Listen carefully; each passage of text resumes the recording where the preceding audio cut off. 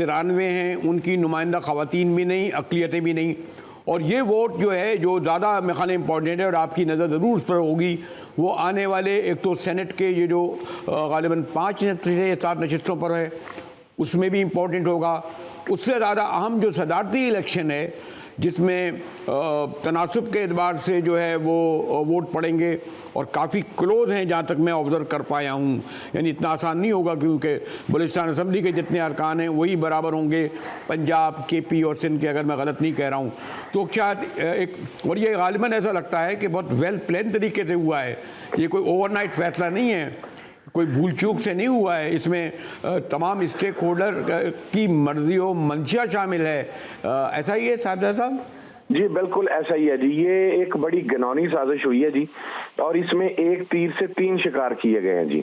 Number 1، یہ نشستیں جب حکومتی اتحاد کو الاٹ کی جائیں گی تو ان کو قومی اسمبلی کے اندر 2/3 اکثریت مل جائے گی اور وہ کوئی بھی قانون یا بل جو ہے وہ بلڈوز کر کے اپنی مرضی سے لا سکیں گے، آئین میں ترمیم کر سکیں گے. ایک تو انہیں یہ آپشن دے دیا گیا جی. نمبر 2، سینٹ کے اندر ہماری 7 سیٹوں کی تعداد کم ہو جائے گی ان نشستوں کی نہ ملنے کی وجہ سے. اس سے کیا ہوگا کہ اگر وہ 7 نشستیں ہمیں ملتی تو ہم سینٹ کی سنگل لارجسٹ پارٹی ہوتے اور سینٹ میں قائد ایوان ہمارا ہوتا اور حکومت کوئی بھی بل بلڈوز نہیں کروا سکتی تھی. پھر اب جب یہ 7 نشستیں ہمیں نہیں ملتی تو سینٹ میں ہم پھر اب لارجسٹ پارٹی نہیں رہیں گے اور موجودہ حکومتی اتحاد لارجسٹ پارٹی بن جائے گا، تو سینٹ میں بھی ہماری اکثریت کو اقلیت میں بدل دیا گیا.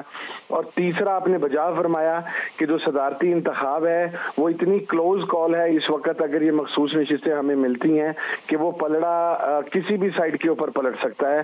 تو اب ان مخصوص نشستوں کو حکومتی اتحاد کے اوپر مال غنیمت کے طور پر تقسیم کرنے کا مقصد یہ ہے کہ صدر کے انتخاب کو بھی یک طرفہ بنانے کی کوشش کی گئی ہے. تو یہ 3 تیر ہیں، 2/3 اکثریت، سینٹ کا ایوان اور پریزیڈنشل الیکشن، ان تینوں کو اس ایک فیصلے کے ذریعے حکومتی اتحاد کے پلڑے میں رکھ دیا گیا جی.